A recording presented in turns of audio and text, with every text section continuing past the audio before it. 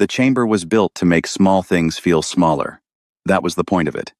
The grand conclave hall of the Vethrani Accord stretched upward for 200 meters, its ceiling lost in a manufactured haze of soft violet light, its tiered galleries packed with delegate bodies in every shape the galaxy had produced. Thousands of them. And every one of those thousands was watching the feed, which meant every species with a receiver dish, a translation implant, or a functioning screen was watching too. That was also the point. Ambassador Yael Devan of Earth sat at a small rectangular table near the floor of the chamber. Not the center floor that was reserved for full conclave members. Earth's table was positioned just inside the outer ring, the provisional zone, where developing worlds sat, where dependent worlds would sit. Once the session concluded, she had a folio on the table in front of her, a glass of water to her right. Her deputy, Oren Mast, sat 2 seats down, his jaw set in the particular way it got when he was deciding not to say something he very much wanted to say. High Arbiter Savak of the Vethrani Conclave stood at the central podium. He was tall, even by Vethrani standards, with the pale, elongated skull and slow ceremonial movements his species used to signal authority. His robes were the deep green of someone who had never once doubted his own importance. He spoke in Vethrani Standard, which the translation implants rendered into every language simultaneously, so that his words arrived in 216 different tongues at once. He was tabling a motion. The motion, in its formal language, proposed the reclassification of Earth from provisional partner status to dependent world status, effective immediately upon vote confirmation. Dependent world status meant Earth's delegates lost voting rights on all conclave matters. It meant existing trade and resource agreements would be placed under Vethrani administrative review and renegotiated under new terms. It meant humanity would, in the formal language of galactic law, require a conclave sponsor to speak on its behalf in all future sessions. It meant, in language the formal documents did not use, but everyone understood Earth would be managed. Sivak presented his case for 11 minutes. He used charts. He referenced Earth's GDP contribution to interstellar trade as a percentage of galactic output. The number was small. He showed Earth's military reach, also small. He showed the age of Earth's deep space infrastructure, its limited colonial footprint, its short history of interstellar engagement. Young, marginal, statistically unremarkable. He presented Earth not as an enemy, but as a liability, a world playing at a table it hadn't earned, held up by the goodwill of established powers who could no longer afford the inefficiency. He said it all pleasantly. That was the real skill of it. The vote was called. Yael watched it happen. She watched the lights on the voting panel shift from neutral white to green, one delegation at a time. Some voted quickly. Some paused, checked their aids, voted green. The abstentions were pale gray. There were many of those. The political cowardice of species who didn't want to be seen choosing a side, but didn't want to protect Earth either. No one voted against. The motion passed in 4 minutes and 11 seconds. The chamber did not erupt. It never did during votes. There was a low murmur, the sound of 2,000 creatures processing information simultaneously. The feed indicators on the perimeter walls showed active broadcast on every major network. Hundreds of billions of viewers across the galaxy watching a small table in the outer ring. Sivak looked down at the provisional zone with an expression that was not quite contempt. Something more careful than contempt. Contempt was for equals. This was the look of an administrator confirming paperwork. He offered the floor to the Earth delegation for a formal response. This was protocol. A courtesy. The kind extended to inform a child the decision had been made. Yael Devan stood. She did not adjust her jacket or shuffle her papers. She was already composed. She had been composed for the entire session in a way that read, to anyone watching carefully, as something other than calm. Calm was the absence of feeling. What Yael wore was different. It was the face of someone who has already decided. She looked at Sevak. Then at the chamber. Then at the feed indicators. She said 6 words. We appreciate the clarity. Thank you. Her voice was even. No tremor, no edge, no performance of dignity. Just the flat delivery of someone confirming an address. She closed her folio. She walked out. The chamber held a strange moment of silence, the kind that happens when an audience has braced for something that doesn't come. There were no tears, no raised voice, no demand for reconsideration, no impassioned speech about humanity's contributions, no appeal to the better natures of the assembled delegates. Just a door, swinging shut. Oren caught up with her in the corridor outside, his footsteps sharp on the polished stone floor. The corridor was lined with the seals of conclave member worlds, inlaid in colored metal, stretching back hundreds of meters. He pulled level with her, looked at the side of her face. She was watching where she was walking. Yael. He kept his voice low. The walls here had ears, not literally, not anymore, but old habits. What do we do? She didn't answer immediately. They walked past the seal of the Hevari Confederation, past the Drawn Collective, past 12 worlds, whose names humans were still learning to pronounce correctly. Get some sleep, she said. I'm serious. So am I. He stopped walking. She didn't.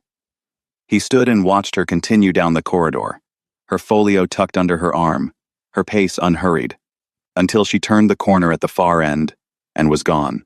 The corridor hummed with the ambient sound of the station recycled air through wide ducts, the distant vibration of transit systems, the quiet, enormous noise of a place built for power. Oren stood in it for a moment, alone, the seal of the Vethrani conclave directly above his head. He did not sleep. He went back to the compound and sat at his desk and watched the news feeds cycle through reaction coverage. Commentators on 40 networks dissected Earth's response, the walking out, the 6 words, the absence of any visible distress. Some read it as dignity. Most read it as defeat dressed up as dignity, which was the version that went most viral. A drawn political anchor called it the most graceful capitulation in modern conclave history. A Vethrani legal commentator spent 20 minutes explaining why Earth had no real options, which was true in the way that only looks at the surface of things. At 0130, Oren sent a message to Director Cho Lian at the Interstellar Agreements Office. The response came back in 40 seconds. It said, "We know. It's already started. Go to sleep, Oren." He stared at that for a long time.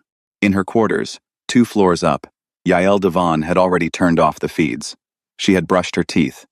She had set an alarm for 0600. She slept without any difficulty at all. Outside, the station rotated slowly in the dark, and the broadcast networks filled the silence with the sound of people explaining what had just happened to Earth. None of them were right. Not even close. The Interstellar Agreements Office did not look like a place where history happened. It looked like an accounting firm. Long rows of desks, screens running green columns of text, people in plain clothing drinking cold coffee out of containers that had been warm 4 hours ago. The walls were white. The lighting was the particular shade of fluorescent that made everyone look like they hadn't slept, which was accurate, because most of them hadn't. Director Cho Lian sat at the center desk, not the biggest desk, not the elevated one, just the center one, the one with the clearest line of sight to every screen in the room, and worked through a document that was, by volume, the longest she had ever opened. It was called, in the internal filing system, Package 7, Contingent. Everyone in the room called it the ledger. Cho had first opened the ledger 11 years ago, when it arrived in her inbox from a junior diplomatic posting on Vethrani Station, authored by a 34-year-old trade attorney named Yael Devon, who had apparently spent a very quiet 6-month rotation, doing nothing but reading infrastructure contracts and asking a specific question, no one else. He had thought to ask, what would happen if we stopped, not fought, not escalated, not protested, just stopped? The ledger was the answer to that question. It was a complete accounting of every service, system, license, corridor, and mechanism that Earth either built, maintained, co-owned, or quietly subsidized across galactic infrastructure. It wasn't compiled to be used. It was compiled to be understood. Yael had filed it under contingency, sealed it, and moved on with her career. Cho had read it once, and then locked it in the deepest folder she had, and tried not to think about it too much, because thinking about it too much felt like holding something very heavy in a very small room. Now she had it open on every screen. The principle was simple. Every agreement in the ledger had been signed with exit clauses, standard language. The kind that appears in every contract and that no one reads because exiting is never supposed to be the plan. The exit clauses specified conditions, timelines, notification requirements. Some required 30 days notice. Some required 90. Some had rolling renewal windows that, if not actively confirmed, simply lapsed. Yael had spent 6 months not just finding these clauses. She had spent 6 months ensuring they were structured so that the exit, when it came, would be simultaneous. A single coordinated lapse. Legal, documented, clean. Not a weapon. An accounting. At 0200, Cho's team began. They worked methodically, the way people work when the task is too large for urgency, and urgency would only cause mistakes. One agreement at a time. One notification filed, one renewal left unconfirmed, one license allowed to reach its natural end. Each action was logged. Each log was time-stamped. Each timestamp would matter. The Karev Trade Corridor Navigational Relay Network, a chain of maintenance buoys stretching 4 light-years through contested space, built by human engineers 20 years ago and maintained under a rolling service agreement, went into scheduled maintenance mode at 0217. The agreement renewal window had been open for 60 days. Earth's Agreements Office simply declined to confirm it. No sabotage, no override. The buoys kept running their last programmed routine, which involved a very long maintenance diagnostic that would, technically, complete in approximately 8 months. The pharmaceutical licensing block, 41 medical compounds, developed by Earth research institutions and co-licensed to galactic distributors under agreements that renewed annually, hit their renewal date at 0400 by Conclave Standard Time. The office had held the renewal authorizations in queue for 6 weeks. At 0400, the queue was cleared. Not approved. Cleared. The licenses lapsed on their own terms. Translation architecture was more delicate. Earth had not built the Conclave's translation systems, but humans had provided, for 16 years, the linguistic correction datasets that kept those systems accurate, subtle, rolling updates that accounted for drift in living languages, new vocabulary, idiomatic shifts. The datasets updated on a subscription model. The subscription had a termination clause requiring 48 hours notice. The notice had been sent filed, logged, timestamped 49 hours ago from a sub-office under a filing category that no automated system had flagged. Oren Mast arrived at 0300. He had not slept. He had taken the transit from the diplomatic compound to the agreements office and stood in the doorway for a moment, looking at the room, before one of Cho's staff pointed him to a chair near the center desk. He sat. He watched. He didn't ask many questions in the beginning. He read the screens. He watched the ledger shrink, line by line, as each item was processed and filed. He had known, abstractly, that Earth's contributions to galactic infrastructure were significant. He had attended the briefings. He had read the summary documents. But there is a difference between reading that a number is large and watching what it looks like when it moves. Around 0430, he leaned toward Cho. "How long has this been ready?" he asked. Cho didn't look up from her screen. "The package? 11 years. And the preparation for tonight, specifically? We started pre-positioning 3 months ago, when the reclassification motion was first drafted." She turned a page. "We had the vote count 2 weeks before the session." Oren sat with that. At 0500, the Karev buoys had been dark for 3 hours. 7 pharmaceutical distribution networks were running on existing stockpiles. The translation system correction feeds had not updated since 0000. He looked at the volume of what had been processed, then at what remained. They have no idea, do they? Cho didn't answer immediately. She finished a notation. Took a sip of something that had been coffee once. They had 11 years to look. That was it. That was the full explanation, delivered without heat, without satisfaction, without the slightest decoration. Just a fact. They had 11 years to look at the structure of their own infrastructure and ask the question Yael had asked at 34, on a quiet posting with too much time and too clear a view. They hadn't asked. That was their problem. By 0545, the ledger was complete. Cho closed the main document, archived the logs in triplicate, and sent a single message to Yael Devon's communications channel. It said, "Done." The response came in 12 seconds. It said, "Thank you. See you at 9. Cho turned off her screen, stood up, and told her team to get breakfast. Outside the station's observation windows, the stars held their positions with the indifference they always had. The galaxy did not know yet what had changed. The signals were still moving at the speed of light. The consequences were still traveling. But the ledger was closed, and the night shift was over. The morning session was supposed to be a formality. That was how Sevek had structured it. The vote was done, the reclassification was on record, and today's session existed for one purpose: Earth's formal acknowledgement of its new status, the signing of the restructured agreements, and the public close of what had been a clean and well-managed administrative process. An hour, perhaps 2. Then lunch. Then the afternoon calendar. Then the galaxy moving forward under clearer terms. He had even told his communications aide he would be available for interviews by midday. The conclave chamber was quieter than the previous session. No gallery crowds, no full broadcast feed, just the working delegates and the procedural staff.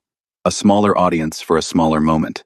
The documentation was already printed and stacked on the table in the outer ring, waiting for signatures. Yael Devon arrived at 5 minutes to 9. She was dressed the same as the day before. Same folio, same glass of water placed to her right, same unreadable composure. Oren sat beside her this time, not 2 seats down. He had not slept, and it showed in the set of his shoulders, the focused stillness of a man running on attention alone. Sivak opened the session with brief remarks about the transition process and the path toward a productive new relationship between the conclave and its dependent worlds. He used the word times productive times 4 times. He used times clarity times twice. He did not use times humiliation times, because there was no need to name a thing that had already been accomplished. He nodded to his lead counsel, who stood and moved toward the signing table. The counsel reached for the first document. His communications implant chimed. He paused, tapped the implant to silence it. Reached again. It chimed again. He frowned, tapped it harder. The frown deepened into something else when it chimed a 3rd time, and then a 4th, and then kept going in the rapid triple pulse pattern that only meant priority escalation. He looked at Savak. Savak's own implant had begun to pulse. Around the chamber, aides were suddenly bending toward the delegates they served, whispering, holding out data tablets. And the whispers had a quality to them that Oren recognized, not alarm yet, but the sound of people trying to establish whether alarm was appropriate. Savak raised one hand to pause the session. His aide pressed a tablet against his palm. He read what was on it. He read it again. The Karev Trade Corridor. The Karev Trade Corridor was one of the most used shipping lanes in the intergalactic region, an optimized path through a stretch of gravitationally complex space that required continuous navigational correction to traverse safely. The correction data came from a relay network of maintenance buoys. The buoys had been built by human engineering teams over a period of 9 years. They were maintained under a rolling service agreement between Earth's Infrastructure Division and the Karev Transit Authority. The buoys were currently running a maintenance diagnostic. All of them. Simultaneously. Without the correction feeds, the corridor was not impassable, but it was dangerous enough that no reputable shipping company would send a loaded freighter through it. The rerouting options added between 4 and 6 weeks to transit times, depending on destination. Sivak looked up from the tablet. Across the chamber, a delegate from the Hivari Confederation was receiving a similar briefing. Then, the Drawn Collective's table. Then the merchant sovereignty delegates were on their feet entirely, talking over each other in their complex, layered voice language, and their translator was struggling to keep pace. Sivak's second alert came before the first had fully settled. 17 pharmaceutical licenses, compounds in active distribution, across 14 conclave member worlds, had lapsed at 0400 that morning. The renewal window had passed. The licenses were not suspended, not revoked, not contested. They had simply not been renewed. Under conclave commercial law, distribution of unlicensed pharmaceutical compounds was a Category 3 violation. Every distribution network currently holding those compounds was, as of this moment, operating in technical breach. The room was louder now. The third alert was about the translation systems. It was Of all of them, the strangest. Not the most economically significant, not the most immediately disruptive, but the one that seemed to land differently on the people in the room. The conclave's translation architecture had been running without its correction feed update since midnight.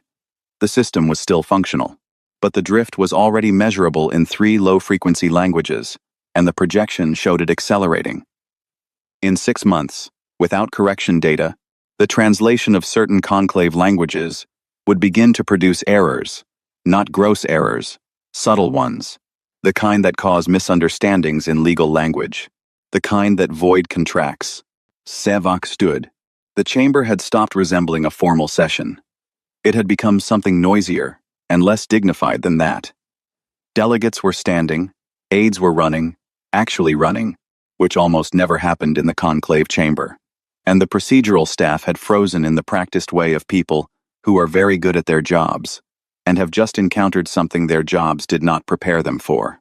Sivak looked across the chamber floor at the Earth delegation's table. Yael Devan was reading something on her folio with what appeared to be mild professional interest, the posture of someone reviewing routine correspondence. Her water glass was still full. She had not moved. He crossed the floor. He had never crossed the floor to address an outer ring delegation directly. It was not done. The outer ring delegates came to the podium, or they waited for the floor to be offered. But his implant was still pulsing, and more reports were coming, and the merchant sovereignty representatives were making a sound he had never heard them make before. He stopped at the edge of the outer ring. He looked at her. She looked up from her folio. Ambassador Devan. His voice was controlled. Sevak was good at controlled. Perhaps you could explain what is happening. Yael held his gaze. Her expression did not change. It was not hostile. It was not warm. I'm not sure I understand the question, she said. The corridor. The licenses. The translation feeds. Maintenance, she said. Lapsed renewals. A subscription termination we filed 49 hours ago, inside the contractual notice window. She tilted her head, very slightly. All properly documented. Sivak felt something he was not accustomed to feeling inside this chamber. This is a response to yesterday's vote. Yael considered the table in front of her for a moment, the way a person does when selecting exact words from a large and careful supply. High Arbiter, she said. Yesterday's vote reclassified Earth as a dependent world. A dependent world, under conclave charter, is not a partner. It's a managed territory. She placed her hand flat on the closed folio. We appreciated the clarity. We acted accordingly. The chamber noise had not quieted. If anything, it had grown. Sivak looked at her for a long moment, then at the chamber, then at the stack of documents on the signing table, waiting for signatures that were no longer the most pressing item in the room. He said, "What do you want?" It was the wrong question. She did not say so. She simply picked up her folio, tucked it under her arm, and stood. I'm sorry, she said, in the same voice she had used for 6 words the day before. Were we still in a relationship? She walked toward the chamber exit. Oren rose and followed. Neither of them looked back at the stack of unsigned documents, or at Sevak standing at the edge of the outer ring with the sound of a galaxy discovering what it had taken for granted filling the air around him. The door swung shut, exactly as it had the day before, except this time, the silence that followed was a different kind of silence entirely. The emergency closed session was requested by 11 delegations simultaneously, which was a procedural anomaly. The conclave chamber's management system had not been programmed to handle cleanly. It handled it anyway, after a fashion. By noon, the chamber had been cleared of observers and press feeds, the gallery sealed, and the remaining delegates arranged around the central floor in a configuration that looked less like a governing body and more like a group of people, trying very hard not to show how fast their afternoon had deteriorated. Sevak presided, because presiding was what he did. But the shape of the session was different from anything in recent conclave history. Normally, closed sessions were for sensitive negotiations, things that required privacy, because they involved real power being moved carefully between real powers. This session involved species discovering, one after another, in an order determined purely by how quickly their infrastructure monitoring systems generated alerts that they had a problem. The merchant sovereignty went first. because their problem was the most immediate. The Kharkiv corridor was not simply inconvenient for them. A significant portion of their seasonal trade window, the specific months when their primary agricultural exports reached peak market value across 6 importing worlds, ran through that corridor. The rerouting options added 5 weeks. 5 weeks was the difference between their exports arriving at peak price and arriving at the beginning of the next agricultural cycle, when prices collapsed. They were not talking about disruption. They were talking about the destruction of an entire season's margin for thousands of trading families. For a corridor maintained under a rolling service agreement that had been renewed automatically for 22 years. The Drawn Collective's delegate spoke next. 3 of the 17 lapsed pharmaceutical licenses covered compounds their species used for a common degenerative condition. Not rare, not exotic common. The compounds were currently in distribution, legally, under existing inventory. But manufacturing new stock required the license. Without renewal, their medical supply chain had a horizon problem. It would not become a crisis today or this month. In 8 months, perhaps 9, it would become something that looked very much like a crisis. The HFY Confederation had a different issue. Quieter in the short term, more structural in the long one. They manufactured data-sensitive equipment, navigational, medical, communications. Their manufacturing quality standards had been certified, for 14 years, by a joint Earth Conclave certification body that Earth co-administered. Without Earth's participation, the certification body's outputs fell below the threshold required for conclave-wide distribution approval under commercial law. Not Earth's law. Conclave law. A certification architecture that the conclave had designed, administered in part by Earth because Earth had asked to be useful, and the conclave had said yes, and now the conclave had managed to make Earth not a partner, which meant the architecture was missing a leg. There were 12 more presentations after that. Some were large. Some were medium-sized.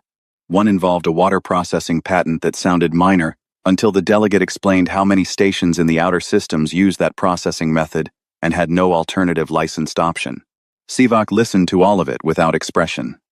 He was excellent at listening without expression. He had practiced it for 40 years. But there was something accumulating behind his eyes as the session went on, not panic. He was too disciplined for panic. And not anger, because anger required a target that was behaving wrongly. Something more like the sensation of a floor he had always assumed was solid. Demonstrating, one plank at a time, that it had been held up by something he had never looked at. At the midpoint of the session, he called a recess and went to a private chamber with his senior counsel and his lead analyst. The analyst had been running numbers since morning. He showed Sivak the numbers. The total economic exposure represented by the lapsed and withdrawn agreements, direct costs, rerouting costs, supply chain disruption, legal risk from the certification gap, downstream effects on the derivative trade relationships that had built up around the agreements like mineral deposits around a pipe, was not a number. Sivak would have guessed if asked before yesterday. It was not small. How? Sivak said. After a moment. Was so much of this held by one world? The analyst looked at his screen, then at the floor, then back at Sivak. Because they built it, he said. Most of it. And they maintained it. He turned the screen so Sivak could see the timeline. They started integrating into infrastructure roles about 40 years ago. Early on, when the conclave was consolidating its structure and there was significant functional demand for technical administration, Earth was new. They had good engineers. They were willing to do unglamorous work. Maintenance, Sivak said. Maintenance, the analyst confirmed. The buoys, the certification bodies, the translation datasets, the licensing architecture, the navigational surveys in contested corridors. All unglamorous. All essential. All human. Sivak stood at the window of the private chamber for a moment. The station turned around them. They did this deliberately. I think, the analyst said carefully. They did their jobs very well for 40 years, and the ledger is what good jobs look like, from the inside of an audit. When the session resumed, Sivak faced the chamber again. He asked Yael Devon to be present. She came. She sat in the outer ring again, in the same seat, with the same folio and the same water glass. She had not asked for anything, and had not offered anything. She had simply come when asked. Sivak presented the situation to her directly. The corridor, the licenses, the certification body, the translation feeds, the sum of what the morning had produced. He asked, with the care of a man choosing each word like he was diffusing something, whether Earth intended to restore the agreements. Yael opened her folio. She did not look at it. She looked at him.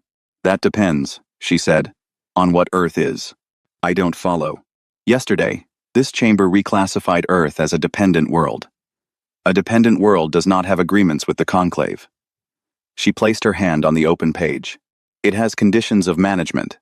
So I want to understand clearly which version of Earth you are speaking to, because the answer is different depending on that.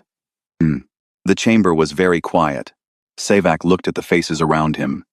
At the Merchant Sovereignty delegates, at the Hevery Confederation, at the Drawn Collective's medic representative, who had said very little, but who had not looked away from Yael since she entered the room.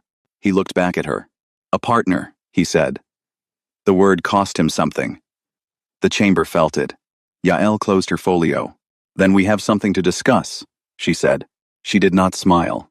She did not let him see anything that looked like victory or satisfaction, or the release that comes after a long patience, finally spent. She just turned to the next page and set her pen down on the table and waited for them to begin. Outside the station, in the dark between systems, relay buoys ran their diagnostics. Pharmaceutical stockpiles counted down toward a horizon. Translation systems drifted, by fractions of degrees, away from precise. Everything waiting for a decision. Everything patient. Like it had been taught to be. 2 days later, the table was smaller.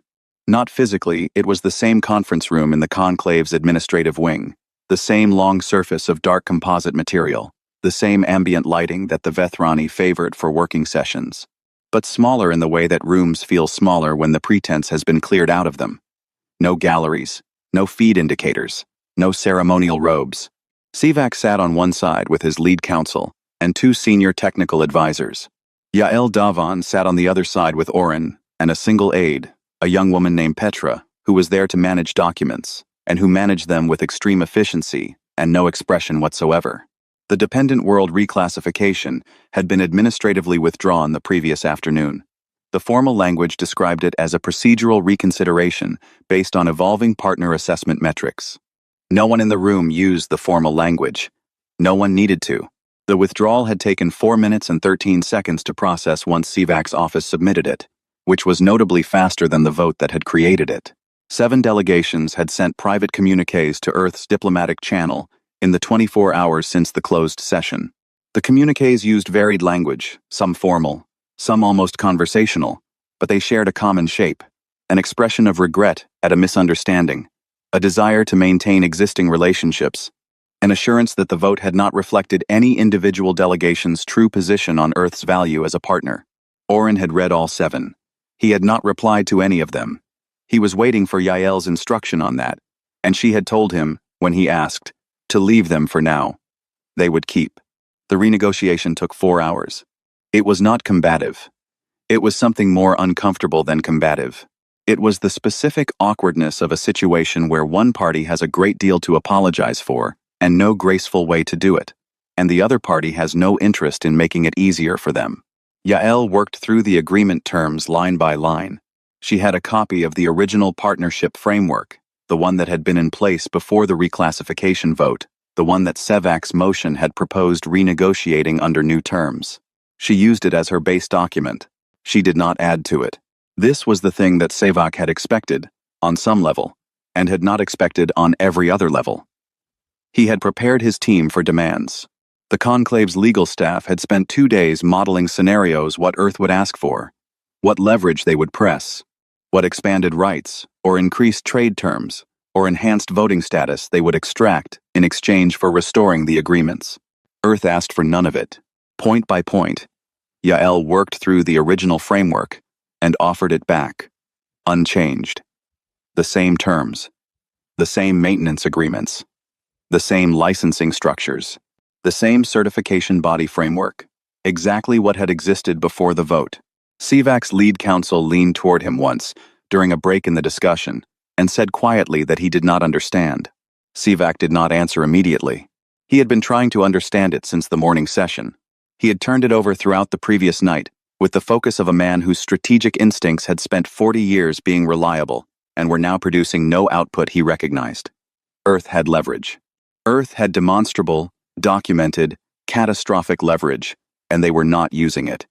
They were handing it back. Why? He watched Yael work through a navigational maintenance clause, with the same low-effect concentration she brought to everything clear, direct, free of theater, and he thought he might be beginning to understand, but he was not sure he liked what he was beginning to understand. They reached the final page at the late afternoon. Sivak signed. His counsel signed. His technical advisors initialed the annexes. Petra collected the pages with swift efficiency, organized them, and set the completed document in front of Yael, who reviewed the last page, confirmed Petra's notation, and closed the folder. The session was over. People began gathering their materials. The technical advisors were already at the door. Oren was talking quietly to Petra about transmission protocols for filing the restored agreements. Sivak was still at the table. Yael was putting her folio into her bag. He spoke before he had entirely decided to. Ambassador. She looked up. Off the record. He said it in Vethrani Standard, which the room's translation system rendered automatically.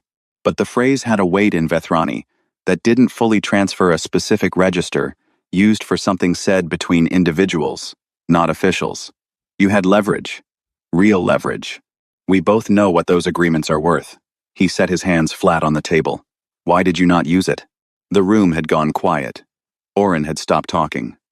Petra held the folder perfectly still.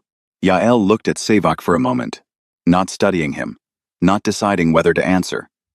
She already knew whether to answer. She was just giving the question its appropriate weight before she responded. We are not interested in winning, she said. We are interested in working. There is a difference. He held her gaze. You should write it down, she said. She picked up her bag. She looked at Oren, who fell in beside her. Petra was already at the door. Sivak stayed at the table. He stayed there for some time after the Earth delegation left, in the quiet of the conference room, with the signed agreement in front of him, and the view of the station's outer corridor through the narrow window. Ships moved through the docking bays below. The transit systems hummed. Somewhere in the network, the Karev corridor buoys were coming out of their maintenance diagnostic. Pharmaceutical renewal confirmations were processing. Translation correction feeds were resuming their regular update cycle. Everything returning to normal. Which was the point. He had spent 2 days trying to find the strategic logic of what Earth had done, and he had found it. He understood the mechanism, the ledger, the exits built into agreements that no one read, the 40 years of patient infrastructure work. But the mechanism was not the logic. The mechanism was just the how. The why was something else. The why was that Earth had spent 40 years building things that were genuinely useful and asking for nothing more than what was agreed. And when the conclave had decided that was weakness, Earth had not changed its position. It had just let the conclave feel the weight of what freely given support actually weighed, and then offered to pick it back up, for the same price as before. That was not a strategic position. That was not leverage being maximized, or power being consolidated, or opportunity being harvested. It was something that Sivak did not have a word for in Vethrani Standard, and he suspected that was because his civilization had not needed the word in quite some time. He picked up the agreement. He read it again, beginning to end, every clause he had signed without fully absorbing in the session. It was a good agreement. It always had been. Earth's people were excellent at writing agreements that were good for everyone. That was why they had been asked to co-administer half the conclave's unglamorous architecture in the first place. He set it down. In the corridor outside, Yael and Oren were walking toward the transit bay. Their footsteps had the sound of people who were done with a thing and ready to move on to the next one. Oren waited until they were clear of the administrative wing before he said anything. When he spoke, it was quietly. You had that planned for 11 years. Yael's pace did not change. The folder. Not the insult. They provided that themselves. He walked beside her. The transit bay was at the end of the corridor. Through the bay's wide windows, the dark between stars stretched in every direction, patient and enormous, lit at its edges by systems that ran, in no small part, on the unglamorous work of people who had learned a very long time ago that the species which maintains the pipes is never as powerless as the species that never learned to read the contracts. Do you think he understood? Oren asked. Yael considered this for a moment. He will, she said. They stepped into the transit bay. The doors closed behind them. The station turned in the dark, and the galaxy went on working, as it always had, on terms that had always, quietly, been Earth's to set.